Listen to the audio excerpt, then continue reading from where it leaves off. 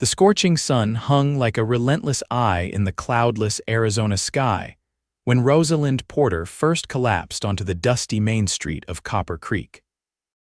The year was 1878, and the heat that summer was the kind that old-timers would later describe as biblical, the kind that dried creek beds and killed cattle where they stood. She had traveled 3 days by stagecoach from San Francisco, chasing a dream that seemed to wither with each passing mile through the merciless desert. "Madam, madam, can you hear me?"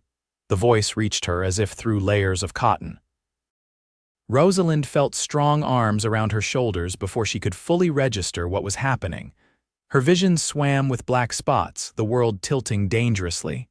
"I can't," she whispered, her lips parched and cracking. The man who caught her shifted his weight, supporting her fully as her knees gave way. "Lean on me, I've got you," he said, his voice low and steady as the ground beneath them. She looked up then, into eyes the color of prairie sage, set in a sun-weathered face partially hidden by the shadow of a worn Stetson. His dark blonde hair curled slightly at his collar, and despite the heat, he smelled of leather and pine.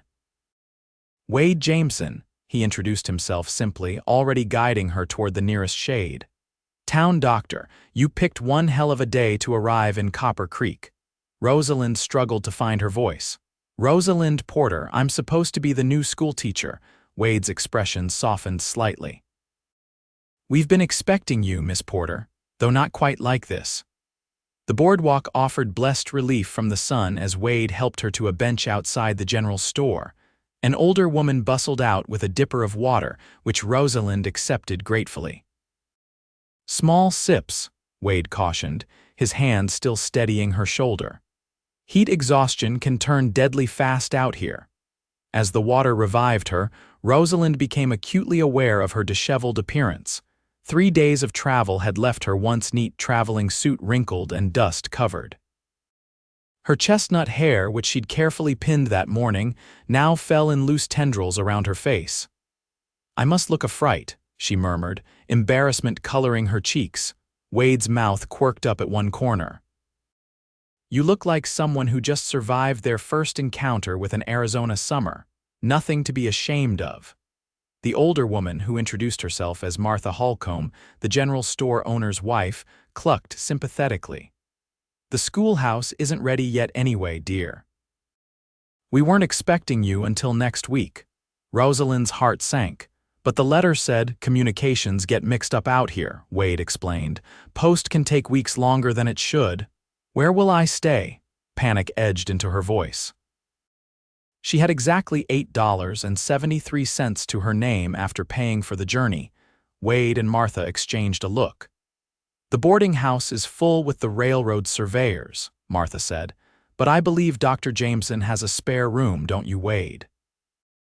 Wade's expression was unreadable, but he nodded. "It's nothing fancy, but it's clean and cool. Was my sister's before she married and moved to Tucson." "I couldn't possibly," Rosalind began. "You could and you will," Wade said firmly, "unless you prefer the livery stable. Though I warn you, the smell leaves something to be desired." Despite everything, Rosalind found herself laughing. "When you put it that way, Dr. Jameson, I accept your kind offer, temporarily, of course."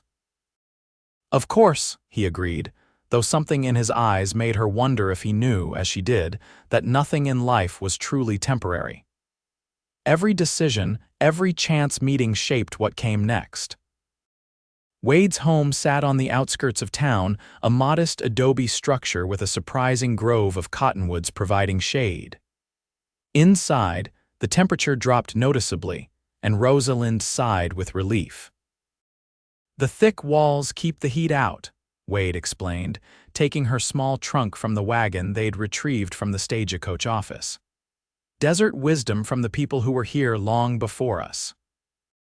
The room he showed her was small but neat, with a narrow bed, a washstand, and a window overlooking the distant mountains. "It's perfect," she said sincerely. "Rest," he advised. "I'll bring you something to eat later. Your body needs time to adjust to this climate." Alone, Rosalind sank onto the bed, her legs still unsteady. She hadn't planned on arriving in such an undignified manner. She was 22 years old and had left behind everything familiar in San Francisco to take this position. After her father's death 6 months prior, leaving her with nothing but debts, the teaching post in Arizona Territory had seemed like providence. Now, as she drifted into an exhausted sleep, the image of sage green eyes and strong, steady hands followed her into her dreams. When Rosalind awoke, the light had changed, taking on the golden quality of late afternoon. A tray sat on the small table by her bed, a bowl of something that smelled delicious, bread, and a pitcher of water with a glass. Wade must have entered while she slept. The stew was simple but flavorful, with chunks of beef and vegetables. She ate hungrily, realizing she hadn't had a proper meal since the previous day. As she finished, a knock came at the door. "Come in," she called, quickly dabbing her mouth with the napkin. Wade entered, carrying a bundle of fabric. "Martha sent these over, said a lady shouldn't be without a change of clothes, especially in this heat." Rosalind was touched by the gesture. "That's very kind of her." "Folks look out for each other here," Wade said simply. "How are you feeling?" "Much better, thank you." She studied him now that she was more clear-headed. In his early 30s, she guessed, with a lean strength to him that spoke of a life of physical work rather than leisure. His hands were those of a healer, capable and precise, but with calluses that suggested he was no stranger to ranch work. "Have you been in Copper Creek long, Dr. Jameson?" "Wade," he corrected. "And yes, 8 years now, came out after the war." The way he said it told her not to ask which side he'd fought on. Some wounds, she knew, never fully healed. "I'll leave you to rest," he said after a moment. "Tomorrow, if you're feeling up to it, I can show you around town. The schoolhouse should be ready by next week." "I'd like that," she replied. "And thank you again for your hospitality." After he left, Rosalind unpacked her few belongings: 3 books, a daguerreotype of her parents, some letters, and her clothing. The dresses Martha had sent were simple but clean, in lighter fabrics than Rosalind's city clothes. They would be loose on her, but with a bit of adjustment, they would do nicely. That night, she fell asleep to the unfamiliar sounds of the desert coyotes calling in the distance and the whisper of wind through the cottonwoods. It was nothing like the constant noise of San Francisco, but strangely, she found it comforting. The next morning, Wade took her on a tour of Copper Creek. Despite its name, the town had been built on cattle rather than mining. A single street of businesses: general store, bank, saloon, small hotel, and various other establishments served the surrounding ranches. The schoolhouse stood at the edge of town, a newly whitewashed building with 8 rows of desks. 15 students so far, Wade told her as they stood in the empty classroom. Ages 6 to 16, most can only attend when ranch work is slow. Rosalind ran her hand over the teacher's desk. "It's larger than I expected. The town's growing, railroads coming through next year. The council thought it was time for a proper school instead of lessons in Mrs. Holcomb's back room." As they walked back toward the main street, Wade greeted everyone they passed with easy familiarity.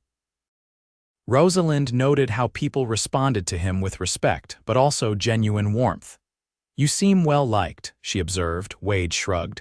"I've delivered most of their babies and patched up most of their injuries. Creates a certain bond."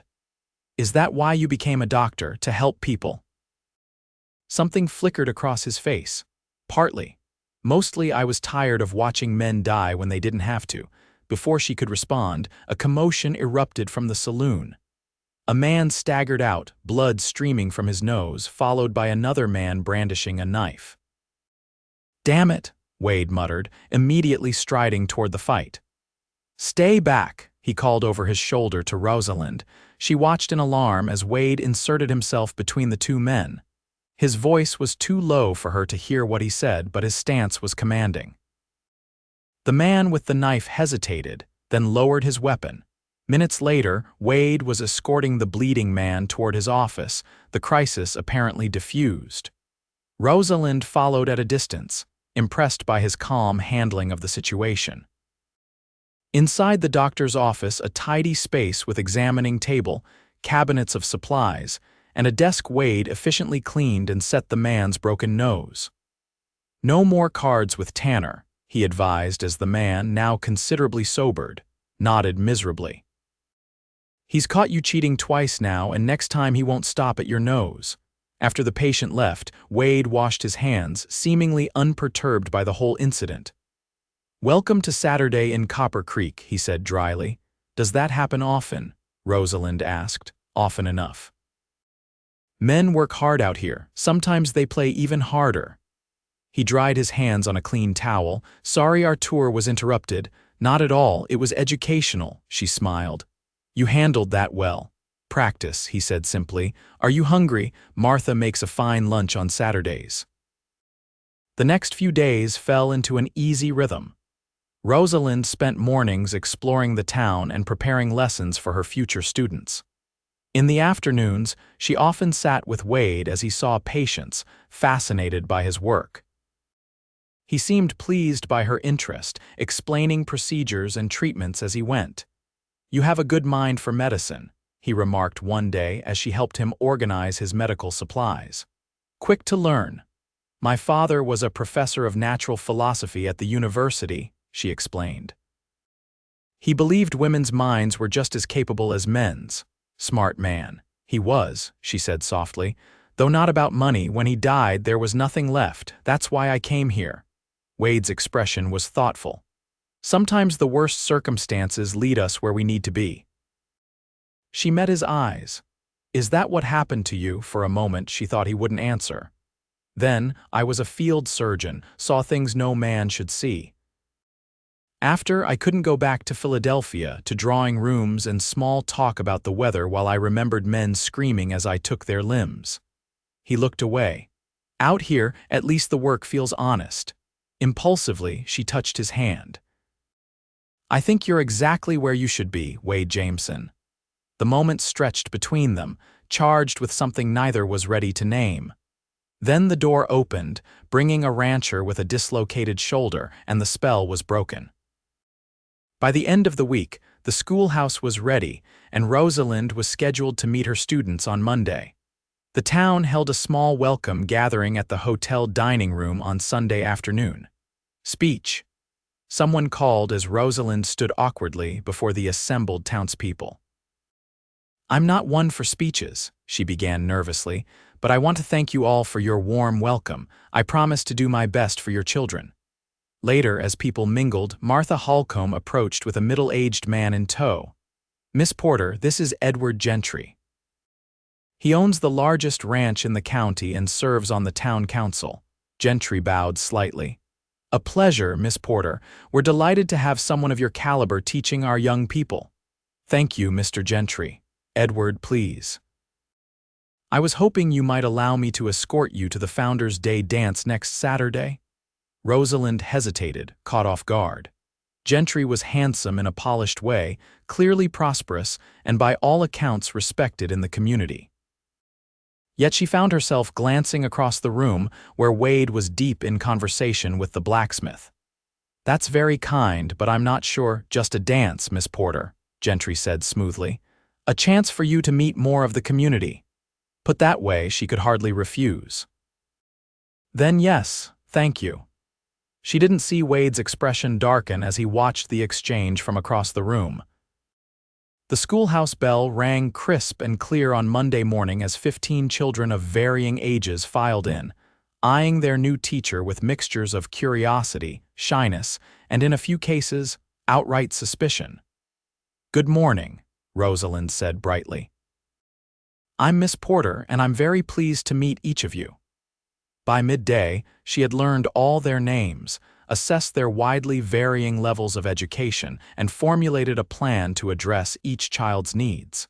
It was exhausting but exhilarating work. As she dismissed them for the day, she noticed Wade leaning against a tree outside, watching. Her heart gave an unexpected leap. "Checking to make sure I didn't lose any on the first day," she called as she approached him. He smiled, the expression transforming his usually serious face. "Just curious to see the famous Miss Porter in action." Word is you've already won over even Billy Tate, and he made the last teacher cry inside of an hour. She laughed. Billy just needed someone to recognize he's bored, not troublesome. He can already read at a level well beyond his age. They walked back toward town together, Rosalind enthusiastically sharing her observations and plans. Wade listened attentively, offering occasional insights about the families. "I heard Gentry asked you to the dance," he said finally, his tone carefully casual. "Yes," she confirmed, suddenly feeling awkward. "He said it would be a good way to meet more people." "Gentry always has an angle," Wade said, his jaw tight. "Just be careful." Before she could ask what he meant, they were interrupted by Mrs. Holcomb, who needed Wade's help with her husband's gout. As he walked away, Rosalind was left wondering at the warning and at the hint of something that had sounded remarkably like jealousy in the doctor's voice. The week passed in a blur of lessons, getting to know her students and settling into life in Copper Creek. She still stayed in Wade's spare room, though she had offered several times to find other accommodations. "No rush," he'd said each time. "Place feels less empty with you here." They fell into domestic rhythms that felt surprisingly natural, sharing meals, discussing their days, sitting on the porch in the evenings as the heat gave way to the desert's cool nights. She learned he played chess and enjoyed poetry, though he'd never admit the latter to anyone else. He discovered she could cook exactly 3 dishes well, but sang beautifully when she thought no one was listening. By the time Saturday arrived, Rosalind found herself dreading the evening with Gentry. She'd grown accustomed to Wade's company, to the comfortable silences between them and the increasingly open conversations. When Gentry arrived to escort her to the dance, Wade made himself scarce. The rancher was impeccably dressed and mannerly, complimenting her pale blue dress, another gift from the surprisingly generous Martha Holcomb. The town hall had been transformed with lanterns and bunting, a small band playing lively tunes as couples whirled around the floor. Gentry was an excellent dancer and an attentive escort, introducing her to countless people whose names blurred together. "You're causing quite a stir," he told her as they took a break for refreshments. "A beautiful, educated woman like yourself is a rare find in these parts." "You're too kind," she demurred. "Not at all. In fact, I've been thinking." He leaned closer. "My daughter from my first marriage is 12 now, being raised by my sister in Denver. She needs a proper mother figure. And I need a wife who can manage a household and help me entertain business associates, someone with refinement." Rosalind stared at him, stunned by what was clearly building to a proposal after the briefest of acquaintances. "Mr. Gentry, Edward," he corrected, taking her hand. "I know it seems sudden, but at our ages, why wait? You'd want for nothing. My ranch has all the modern conveniences, a library, fine furnishings." "That's very flattering," she managed, gently extracting her hand, "but I've only just arrived in Copper Creek. I have obligations to the school." His expression cooled slightly. "The school term ends in December. You could reconsider then." She was saved from responding by the arrival of Wade, who looked unfairly handsome in a clean white shirt and dark waistcoat, his hair still damp from washing. "May I have this dance, Miss Porter?" He asked formally, though his eyes held a question she couldn't quite decipher. "Of course," she said, perhaps too quickly. "If you'll excuse me, Mr. Gentry." Wade led her onto the floor as the band struck up a waltz. His hand at her waist was warm and steady, just as it had been when he caught her that first day. "You looked like you needed rescuing," he murmured as they moved among the other dancers. "Was it that obvious? Only to someone watching as closely as I was." His admission hung between them as they circled the floor. "He asked me to marry him," she said, still disbelieving. "Or as good as." Wade's hand tightened slightly at her waist. "Gentry has always been one to see something he wants and try to acquire it." "I'm not a parcel of land," she said, irritation flaring. "No," Wade agreed, his eyes intensely green in the lantern light. "You're not." The music ended, but they remained standing close, reluctant to break the moment. Then someone called for Wade. A ranch hand had taken a fall, and he was gone, leaving Rosalind with the phantom pressure of his hand at her waist and a confusion of feelings she wasn't ready to examine. She managed to avoid being alone with Gentry for the remainder of the evening and pleaded a headache when he offered to escort her home. Instead, she walked back with the Holcombs, listening to Martha's cheerful chatter about who had danced with whom and what it might mean. Wade was still out when she reached the house. She changed into her nightgown and robe, then sat on the porch swing, unable to sleep. The night was alive with stars, more than she'd ever seen in San Francisco. She heard his horse before she saw him, the steady clip of hooves in the quiet night. Wade dismounted wearily, leading the animal toward the small stable behind the house. When he emerged, he stopped short at the sight of her on the porch. "You're still up," he said, climbing the steps. "Couldn't sleep. How is your patient? Broken leg, but he'll mend." Wade settled beside her on the swing. "How was the rest of your evening?" "Illuminating," she said. "Did you know Mrs. Holcomb has assigned a potential suitor to every unmarried woman in town?" Wade's mouth quirked. "Let me guess, she's paired you with Gentry." "Actually, no," Rosalind smiled. "She seems to think the town doctor is in need of a wife and that the new schoolteacher would be perfect for him." The swing stopped moving. Wade turned to look at her, his expression suddenly serious. "And what does the schoolteacher think of that idea?" Rosalind's heart hammered in her chest. "She thinks Martha Holcomb might be wiser than she first appeared." For a long moment, Wade simply looked at her as if memorizing her face. Then slowly he reached out to touch her cheek.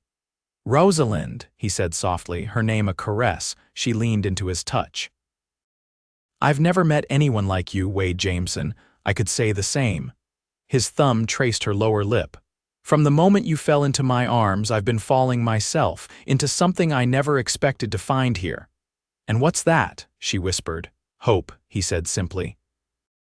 "A future that looks brighter than my past."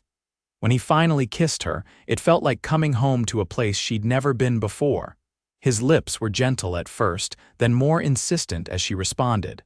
Her hands found their way to his shoulders, solid and real beneath her fingers. "I've wanted to do that for days," he admitted when they broke apart, both breathless. "What took you so long, doctor?" she teased. Caution, fear. His expression grew serious again. "I don't have much to offer you, Rosalind, not compared to men like Gentry." "I don't want what Gentry offers," she said firmly. "Big houses and fine things don't make a life. People do. Connections do." She touched his face. "What you've built here, the respect you've earned, the difference you make, that's worth more than gold to me." He kissed her again, more deeply this time, until the swing creaked beneath their shifting weight. Reluctantly, he pulled back. "We should stop," he said hoarsely. "Before I forget, I'm supposed to be a gentleman." She smiled, resting her forehead against his. "Always the proper doctor." "Hardly," he laughed. "But I respect you too much to rush this." They sat together until the stars began to fade, talking of childhoods and dreams, losses and hopes. When dawn began to lighten the sky, Wade walked her to her door. "I'd like to court you properly," he said, "if you'll allow it." "I'd like that very much," she replied, standing on tiptoe to kiss him once more before retreating into her room. The weeks that followed were some of the happiest of Rosalind's life. During the day, she taught her growing number of students, thriving on their progress and curiosity. In the evenings, she and Wade would walk together, or read aloud to each other, or simply sit in companionable silence on the porch. On Sundays, they often rode out to visit his patients on outlying ranches, Rosalind bringing books and lessons to children too far from town to attend school regularly. She watched Wade with his patients, gentle with children, respectful with women, straightforward with men, and fell more deeply in love with each passing day. It wasn't all smooth. Gentry made his displeasure known, suggesting to the school board that it was inappropriate for the teacher to live in a bachelor's home. But the town had already embraced Rosalind, and Martha Holcomb's vigorous defense, "They live as proper as church mice, with separate rooms and more propriety than half the married folks in this town," put an end to the complaints. As autumn approached, bringing relief from the summer heat, Wade became increasingly distracted. He disappeared for hours at a time without explanation and was evasive when she asked where he'd been. "Just some business to attend to," he'd say, changing the subject. Rosalind tried to quell her anxiety, but doubts crept in. Had he tired of her? Was there someone else? The thought was too painful to dwell on. Then, on a crisp October evening, he asked her to ride with him to the foothills east of town. "There's something I want to show you," was all he would say. They rode for almost an hour, the landscape changing from desert scrub to scattered juniper and pine. Finally, they crested a small rise, and Rosalind gasped. Below them was a sheltered valley with a clear stream running through it. And beside the stream stood a half-built house, logs already forming walls, a stone foundation laid. "What is this place?" she asked as they dismounted. Wade took her hand, suddenly looking uncertain. "I bought this land 5 years ago, started building last year, just a little at a time. It's why I've been disappearing lately, been coming out here to work on it whenever I could. It's beautiful," she said sincerely, taking in the peaceful valley. "I always thought I'd build it slowly over years, a place to retire to someday." He turned to face her fully. "But then you arrived, and suddenly someday didn't seem good enough anymore." Her heart began to race as understanding dawned. "Wade," he knelt before her, still holding her hand. "I love you, Rosalind Porter. I love your brilliant mind and your kind heart. I love how you sing when you think no one's listening and how you fight for every child in your care. I want to build a life with you here if you'll have me." Tears blurred her vision. "Are you asking what I think you're asking? Will you marry me, Rosalind? Be my wife, my partner in everything?" "Yes," she said without hesitation, pulling him to his feet and into her arms. "Yes, 1,000 times yes." They were married on Christmas Eve in the small church in Copper Creek, with Martha Holcomb beaming in the front pew as if she'd arranged the whole thing herself. Rosalind wore a cream-colored dress that Martha and the other women had secretly sewn for her, with tiny pearls sewn into the bodice. Wade couldn't take his eyes off her as she walked toward him on the arm of Mr. Holcomb, who had insisted on giving her away in her father's absence. His voice was steady as he spoke his vows, but his eyes shone with emotion. "I, Wade, take you, Rosalind, to be my lawfully wedded wife, to have and to hold from this day forward, for better, for worse, for richer, for poorer, in sickness and in health, to love and to cherish, till death do us part." When she repeated the words back to him, her voice clear and sure, he felt as though his heart might burst from his chest. They spent their wedding night in their new home, not yet finished, but with the bedroom complete and cozy with a roaring fire.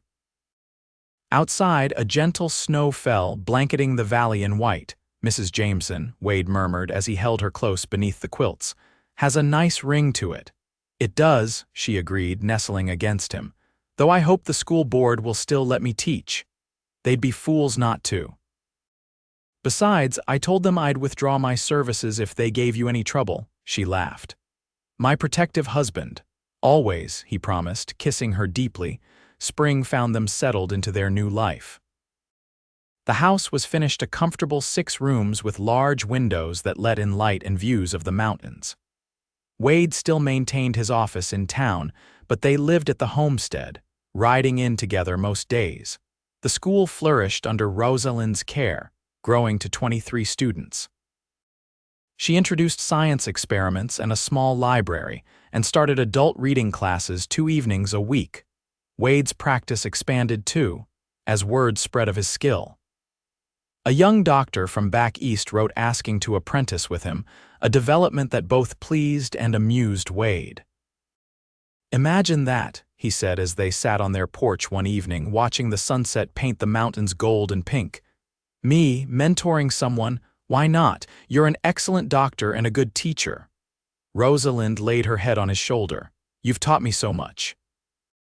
He smiled, wrapping his arm around her. "As have you, my love."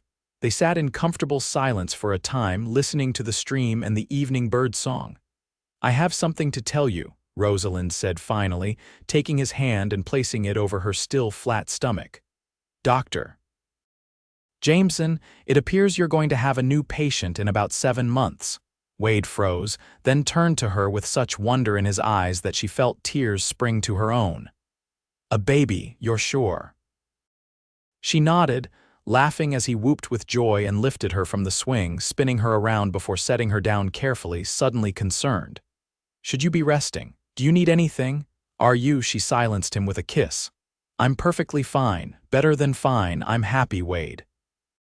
Completely, utterly happy. He pressed his forehead to hers, overcome. When you collapsed in the street that day, I had no idea you'd become my whole world. Lean on me, I've got you, she quoted softly. You've had me ever since. As the stars began to appear above them, they held each other close. Two people who had found in each other not just love, but home, a word that had never truly meant anything to either of them until now. And as the night deepened around their little house in the valley, they knew with absolute certainty that whatever came next, they would face it together.